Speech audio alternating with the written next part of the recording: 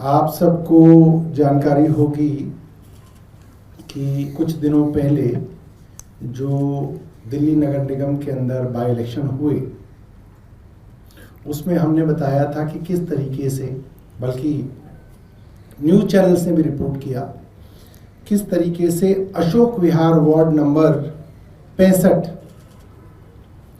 में हमारे कैंडिडेट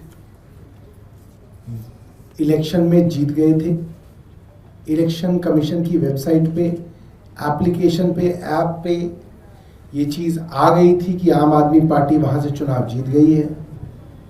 और उसके बाद वहाँ पे पता नहीं क्या हुआ कि उसके बाद उस रिज़ल्ट को वेबसाइट से हटाया गया और फिर उसके अंदर आम आदमी पार्टी को हरा के भारतीय जनता पार्टी के कैंडिडेट को जिताया दिखाया गया।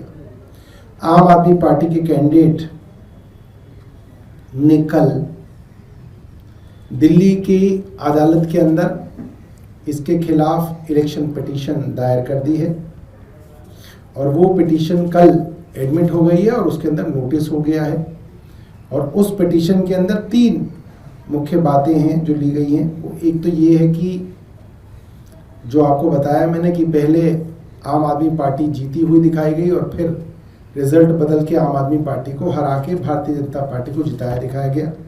दूसरा, उसी अशोक विहार वार्ड में चुनाव से एक रात पहले दिल्ली की मुख्यमंत्री रेखा गुप्ता जी ने वहां पे फ्री सिलेंडर उज्ज्वला योजना के नाम पे गरीबों को बांटे। यानी कि कल चुनाव है सुबह, तो आज रात को वहां पे सिलेंडर बांटे गए, जो कि पूरी की पूरी तरह से गैर कानूनी है। हमने तब भी उसके विषय में इलेक्शन कमीशन में शिकायत की थी मगर कोई कार्रवाई नहीं हुई, तो उसको अब हमने इस इलेक्शन पिटीशन में लिया है।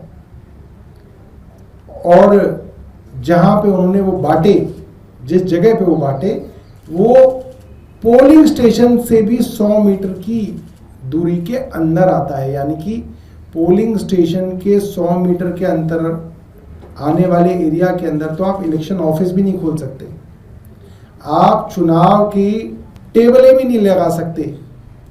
मगर वहां पे रेखा गुप्ता जी ने उस जगह पे पहले पूरे दिन प्रचार किया और फिर रात को वहां पे फ्री सिलेंडर और कनेक्शन बांटे।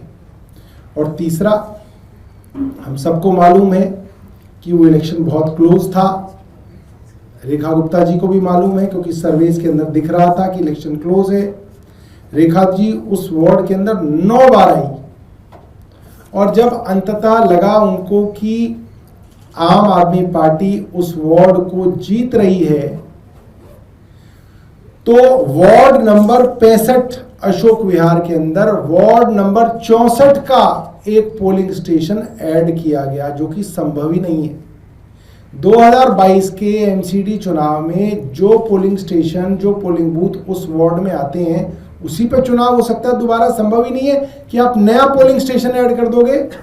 मगर जानबूझ के सिर्फ इस चुनाव के लिए एक भारतीय जनता पार्टी का स्ट्रॉन्ग इलाका माने जाने वाला बूथ और उसका पोलिंग स्टेशन, नया पोलिंग स्टेशन उस चुनाव में खास तौर पे ऐड किया गया और नई वोटें, एक तरीके से कहा जा सकता है नई वोटें उस वार्ड के अंदर जोड़ी गई ताकि भारतीय जनता पार्टी उस चुनाव के अंदर